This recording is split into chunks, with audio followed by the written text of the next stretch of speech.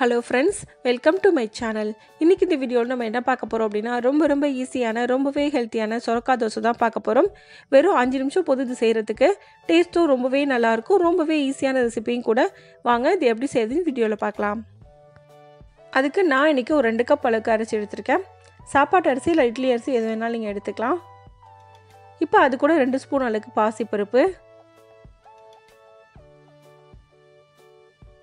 2 spoon அளவுக்கு கடலை பருப்பு ஆட் பண்ணிக்கங்க.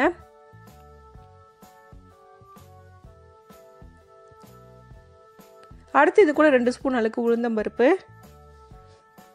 இப்போ இது தண்ணி ஊத்தி நல்லா கழுவிட்டு ஊற வச்சுக்கலாம். குறைஞ்சது 4 மணி நேரம் போல ஊற வைக்கணும். அரிசி நல்லா ஊறினதுக்கு அப்புறமா சொரக்காயை கட் பண்ணி எடுத்துக்கலாம். சொரக்காயோட தோல் எல்லாம் சீவி எடுத்துருங்க. அடுத்து இந்த மாதிரி விதையும் நம்ம சீவி எடுத்துடலாம். தோலை விதையை எடுத்ததுக்கு அப்புறமா சின்ன பீஸா கட் பண்ணி எடுத்து வச்சுக்கோங்க. இது மாதிரி சின்ன பீஸா கட் பண்ணதுக்கு அப்புறமா நல்லா கழுவி எடுத்துக்கோங்க. இப்போ நல்லா கழுவிட்டு தண்ணியை வடிச்சிட்டு எடுத்து வச்சிருக்கேன். மிக்ஸி ஜார்ல நம்ம ஆட் பண்ணிக்கலாம். இப்போ இது கூட காரத்துக்காக 2 பச்சை மிளகாய் ஆட் பண்றேன். அடுத்து இது கூட 4 ல இருந்து 5 பல் பூண்டு, ஒரு சின்ன துண்டு இஞ்சி ஆட் பண்றேன். கூடவே கொஞ்சமா கொத்தமல்லி, கருவேப்பிலை ரெண்டையும் ஆட் பண்ணிக்கலாம். இப்போ மிக்ஸி ஜாரை முதல்ல நல்லா அரைச்சு எடுத்துக்கங்க. இது நல்லா அரைச்சதுக்கு அப்புறமா அரிசியை தண்ணியை வடிச்சிட்டு அது கூட ஆட் பண்ணிடலாம்.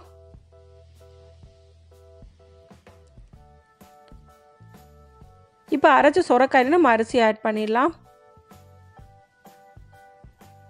சொரக்காய் நீங்க முதல்லயே அரைச்சு எடுத்துக்கணும். அப்படி இல்லைன்னா உங்களுக்கு சொரக்காய் மசியாது.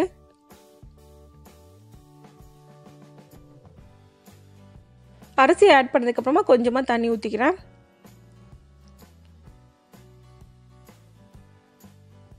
இப்போ இந்த மிக்ஸி ஜாரை தோசை மாவுக்கு நல்லா நைஸா அரைச்சு எடுத்துக்கலாம். இப்போ மாவு நல்லா அரைச்சு எடுத்தாச்சு. தேவையான அளவுக்கு உப்பு சேர்த்துக்கங்க. நான் இன்னைக்கு 2 கப் அளவுக்கு அரிசிக்கு 2 ஸ்பூன் அளவுக்கு உப்பு சேர்க்கிறேன். நல்லா மிக்ஸ் பண்ணி விட்டுக்கலாம். இந்த தோசை மாவு நீங்க புளிக்க வைக்காமலும் ஊத்தலாம், புளிக்க வச்சு ஊத்தலாம். எப்படி ஊத்தினாலுமே டேஸ்ட் ரொம்பவே நல்லா இருக்கும்.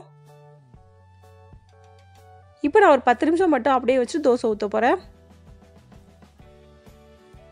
நல்லா ஒரு தடவை மிக்ஸ் பண்ணி விட்டுட்டு தோசையை ஊத்திடலாம்.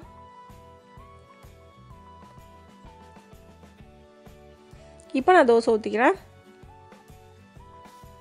உங்களுக்கு மெலிசா வேணுமோ திக்கா வேணுமோ எப்படி வேணாலும் நீங்க ஊத்திக்கலாம்.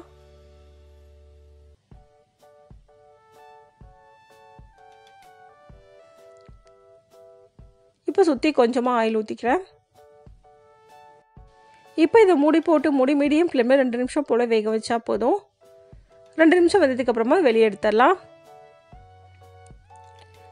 அவ்வளவுதான், நமக்கு ரொம்பவே ஈஸியான சொரக்கா தோசை ரெடி ஆயிருச்சு. 5 நிமிஷம் போது இது செய்யறதுக்கு. இந்த ரெசிபி இதே மெத்தட்ல நீங்களும் செஞ்சு பாருங்க.